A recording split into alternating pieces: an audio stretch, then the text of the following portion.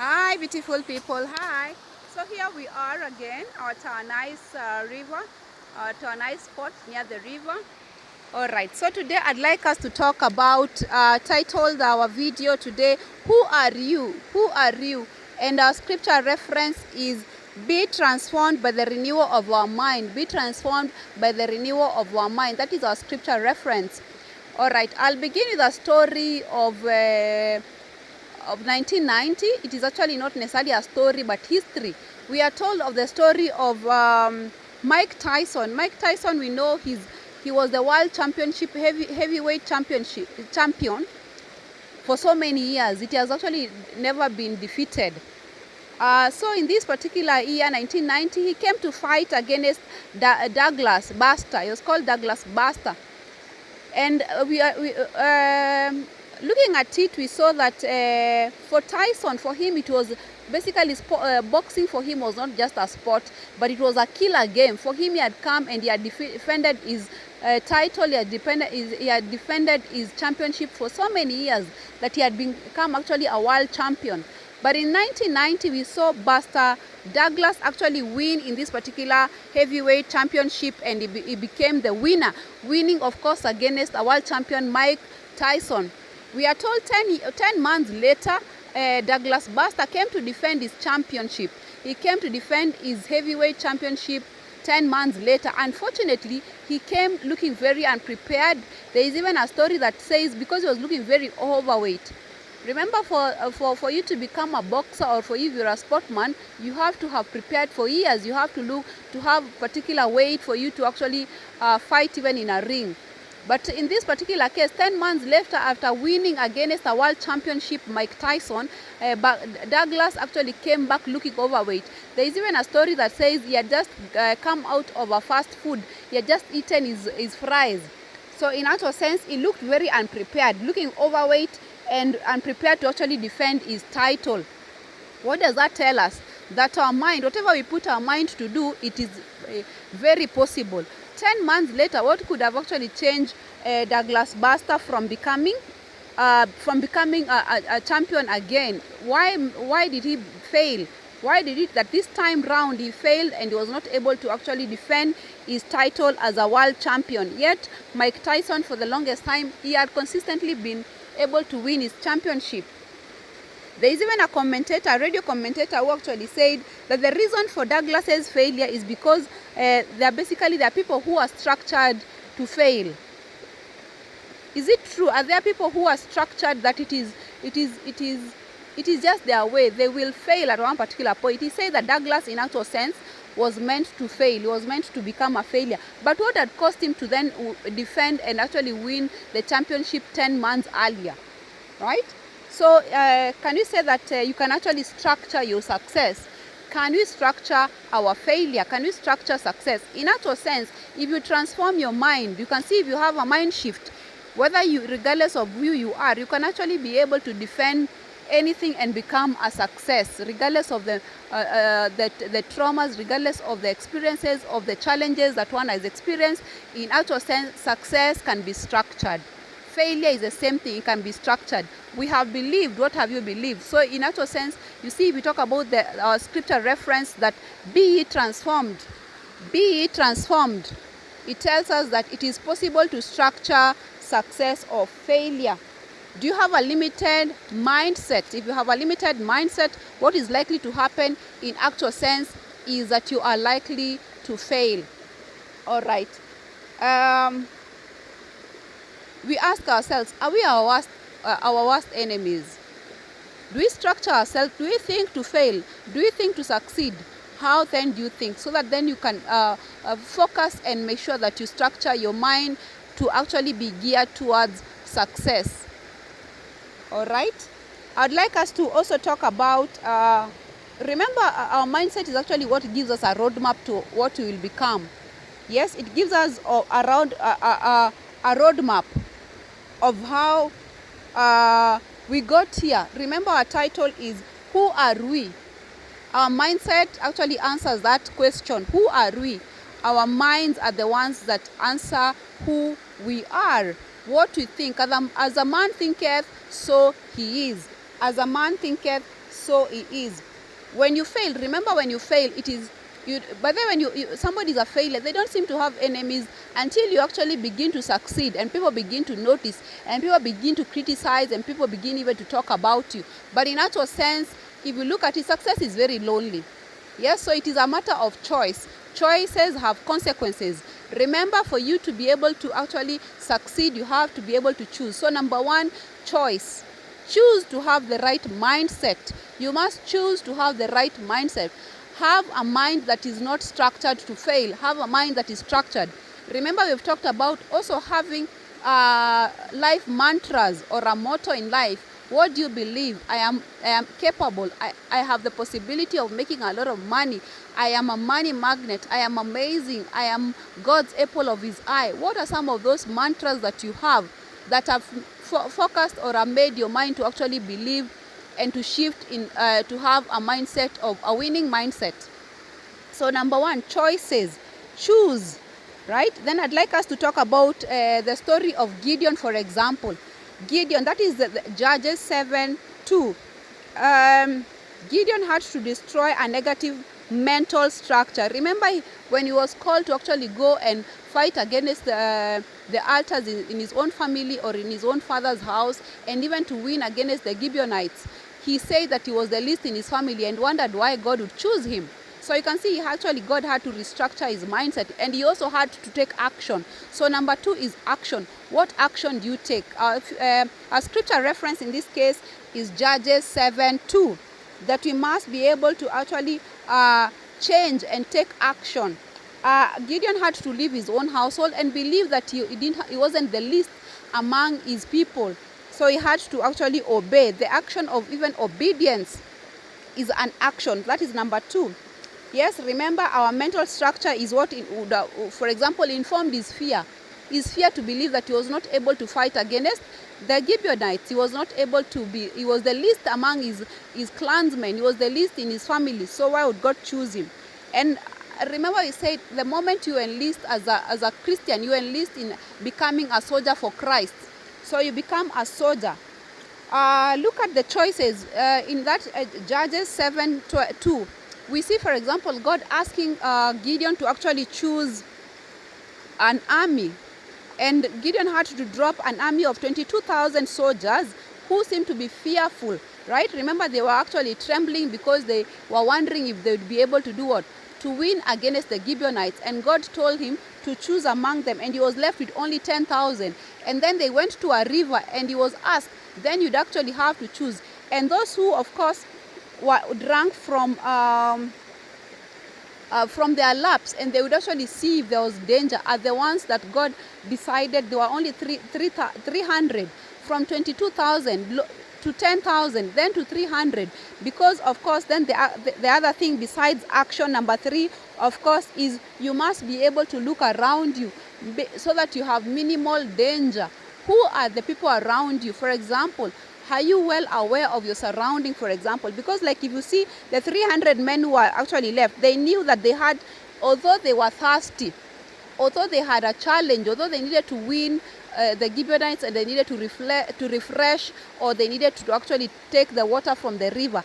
But at the end of the day, they needed to also minimize their danger and ensure that they would actually have their heads up. They would not just drink the water looking down, but they made sure that they knew their surrounding. They knew if there was danger, they would actually take the water by their laps and looking around. So that is how they were able to be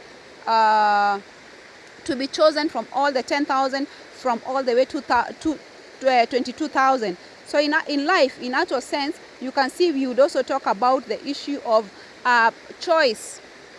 We'll talk about action. Yes, even though sometimes there is an action that you take and there is fear that is surrounding you, the emotion of what is likely to happen.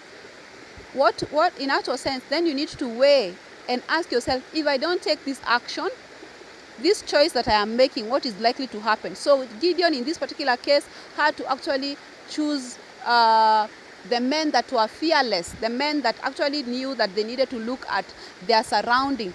Then we'll talk about, so we have talked about even the company, the choice of the company that you actually keep.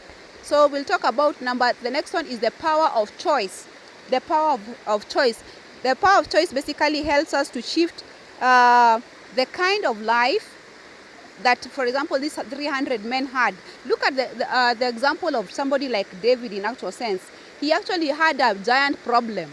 Literally, when he was fighting Goliath, he had a giant problem. But in actual sense, for example, he chose to use a sling over using a sword. It was a choice. Yet everybody else was actually choosing to use a sword to fight Goliath using a sword. But he chose.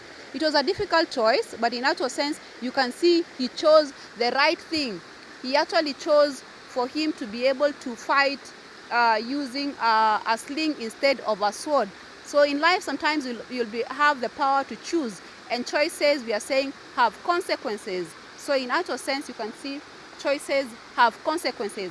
What you choose at the end of the day matters. Because if you look at your naked eyes, you'd have, for example, thought that a sling, honestly, would it be able to actually kill Goliath?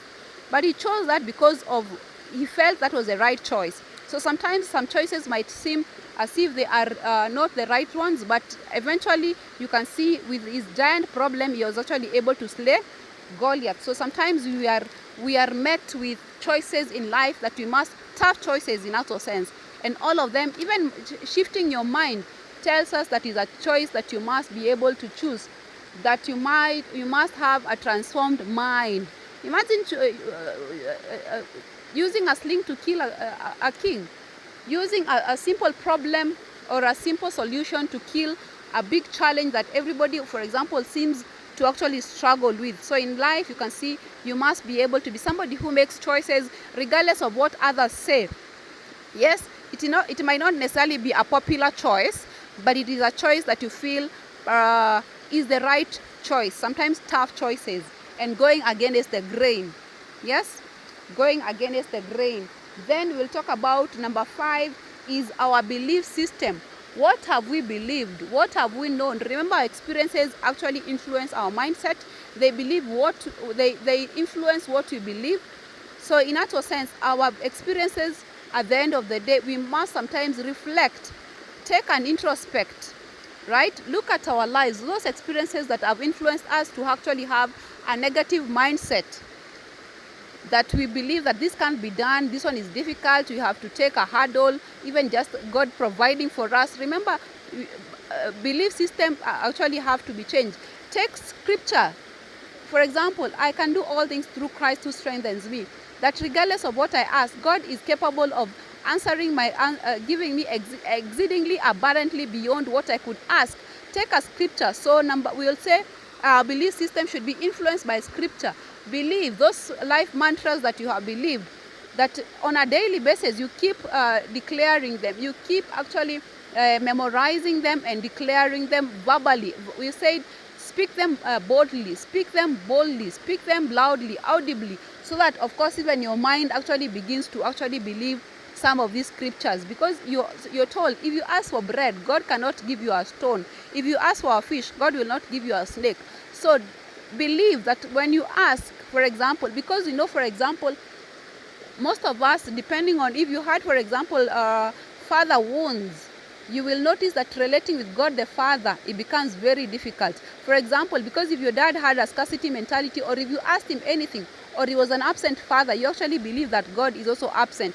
But in actual sense, God is not like a man. God is not a man. He is actually God. And God says, I am not a man to lie. So if your dad would lie about things, coming to, for example, attend your school functions and you would fail, your father would say you'd show up, but you never show up.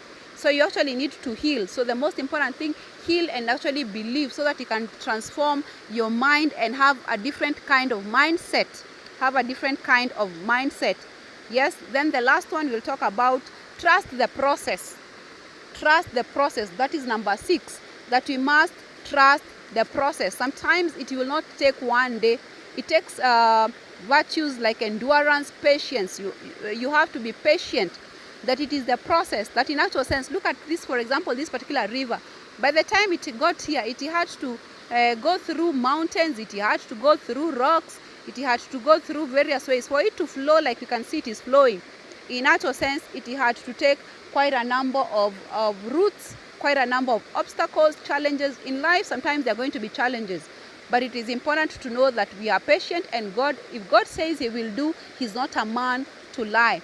Yes? So we have to learn to believe what God, the word, scripture says. He says he exalts his word above his own name. God will not lie. That what he has said in scripture must come to fruition. So we have to be people who also believe what God says. So I'll make a small summary of what we have said. We have given the story of Mike Tyson versus Buster Douglas. That was 1990. And Buster Douglas being able to win against Mike Tyson, that was a plus. It had never been had. But 10 months later, we see that Douglas is actually defeated. And he's won because of unpreparedness and actually not believing that he was capable of. Like, he must have thought it was a fluke, or it was by accident that he won against Mike Tyson. But he did preparations. He must have done a lot of exercise. He must have done a lot of preparation for him. He must have had a coach for him to even be the right weight, for him to have been chosen fighting against a giant like him. We have also talked about the story of David, the choices. So we'll talk about number one. We said we have to look at the choices that we make. We've talked about the power of choices. We've talked about being humble like Gideon, and accepting that sometimes what you have believed is not enough. Yes, that we are not the least. We are not the least in our family, that God has chosen us. He has invested so much, and God, of course, is the author and finisher of our faith. So what he began, the good work he began in us, he must finish. We have to also believe. So therefore, we go to number 3. We talked about believe. Take a few scriptures that declare on a daily basis. We've talked about having life mantras. Yes, those scriptures that you formulate them to become your life mantras, and you declare them on a daily basis until your mind actually believes. Until your mind believes consistently and persistently. Then we have talked about your company, even the company you keep, like Gideon. What was the company that he kept that made him believe that he was the least, for example? And even the soldiers that were reduced from 22 to 10,000, 22,000 to 10,000, then to 300 men. Then we have said even your actions. You can't just live by faith. Faith must be accompanied by action. That it is not just about believing that God will actually do it, but go out and do what? Take action. Be aware of your surrounding. Like the soldiers who actually took the waters using their laps, they were actually aware of the danger. Just in case the Gibeonites appeared, they would actually be able to draw out their swords and fight against the Gibeonites. So in actual sense, we must be people who are aware of our surroundings, know who our company is, have a well-structured mindset, belief system. What have we believed? Then we have talked about the power of choice.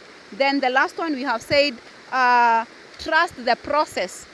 We must be able to be people who have endurance and patience in all aspects of life. That things might not happen one day. Even a mind shift will not happen in 2 days. It will not happen in two weeks. It is a process. It will take time. So in actual sense, we are saying that we must have a mind shift. Yes, be transformed and renewed our mind, so that we have a different kind of mind set and mind shift. Bye, beautiful people. Bye. Thank you for listening to us. If you've not liked our channel, like. If you've not subscribed, subscribe. We love you. Bye.